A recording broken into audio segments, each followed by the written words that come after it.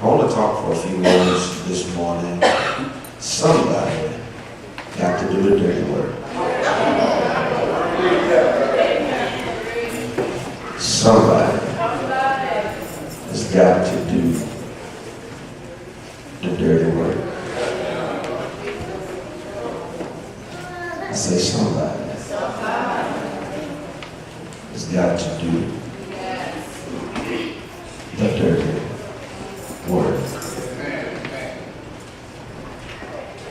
August 2008, August 28th to be exact, history was manifested before our very eyes. We live in a particular time where history is being set to change a generation. It was there on August 28th in Denver, Vesco's Field, that more than 84,000 people gathered in one stadium to hear the profound and prolific speech of Senator Barack Obama. I do not, for the record's sake, push my opinion upon any of you to vote for Barack Obama, but I do say at least get out and vote. 84,000 individuals gathered to hear this speech of Barack Obama, and the news gave or even explained by 5:15 p.m. that the entire stadium was filled to capacity. And many of them that were present to hear Senator Barack Obama, they were waiting this time in history for him to mount the stage, for him to take the podium, to give his renditions of what area we are to be traveling. Here we find Senator Barack Obama standing before a crowd of 84,000 individuals.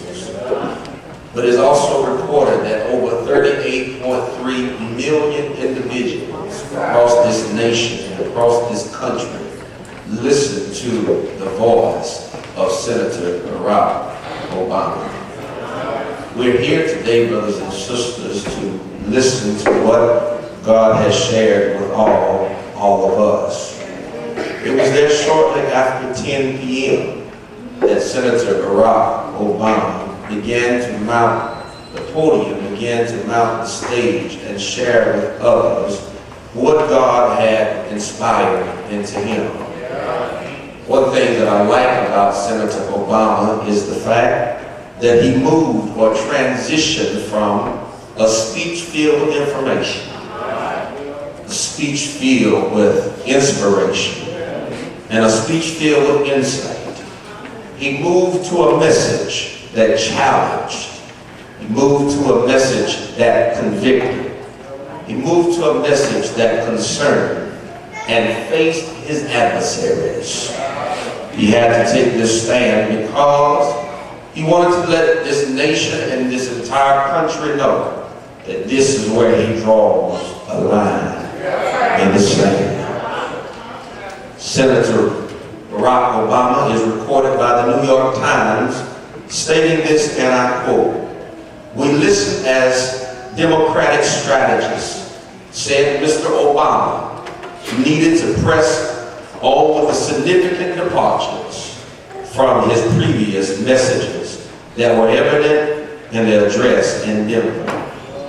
In the speech, Mr. Obama, he sharply criticized Mr. McClain. Tell him to come back here. Mr. McClain, and laid out detailed proposals to improve the economy. a lot of people were surprised, not by the delivery, not by the inspirational side, but the fact that he took it straight to McCain. Peter Finn, a veteran campaign advisor, he said that Barack Obama took it directly to Senator McCain. You're going to see very aggressive campaigning in the days to come. Obama has to show there are clear differences between the two candidates and ask, where is McCain's health plan? Where is McCain's change in economic policy? And finally, where does he stand as it relates to foreign policy? During his speech, Mr. Obama stated, let me spell out exactly what the change would mean if I am president. And he proceeded to reel off, he proceeded to reel off all of the tax initiatives, including cutting taxes for the middle class and ending tax breaks for corporations that ship their jobs overseas. End of quote. Here Barack Obama had to make a stand, had to stand before a nation, stand before a country, and share some of his concerns as it relates to where our country is headed. Barack could remember ringing in his mind, in the back of his mind, how his mother often told him that I know that you're growing up in a single-parent home. I realize that you have not seen your father since the age of 2.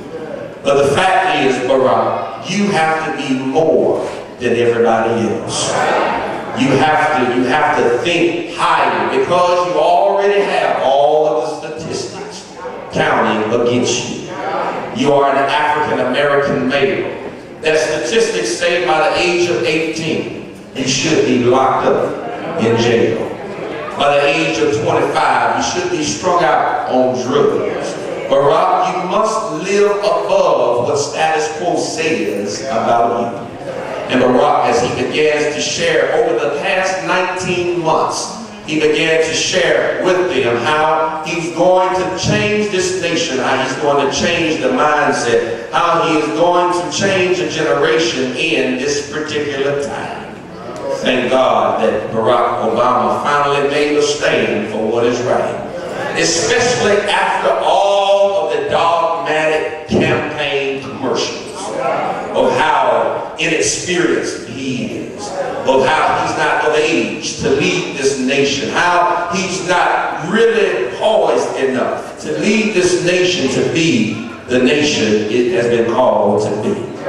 But Barack made up in his mind, he says, you know what, no longer will I allow that our social class to be able to diminish because of the rich are getting richer and the poor are getting poorer. It really doesn't make sense for us to send our jobs, as we're already in a recession, to send our jobs overseas, to have them to send the same materials back to us when the money is already here. Barack, in spite of what the critics say, in spite of those that have gathered, 84,000 plus individuals gathering there to hear him in this particular field, Barack said, this is where I draw the line. And I believe, brothers and sisters, not only Barack Obama as senator, but I believe, brothers and sisters, in Jesus Christ, we ought to draw the line some way. We ought to draw the line and say that we no longer come to God's house to play church. No longer do we go through the motion of singing a song, but we come here to minister through song. No longer do we keep going through the same tradition of bowing down and praying the same prayers, singing the same song. But it's a time for us to come into the Lord's house, to come and lift up his holy name. Because the truth be told, there are many people that are dying each and every day. People are coming to church with burdens on their hearts. People are coming to church with their minds not regulated. People are coming not knowing exactly how they're going to make it.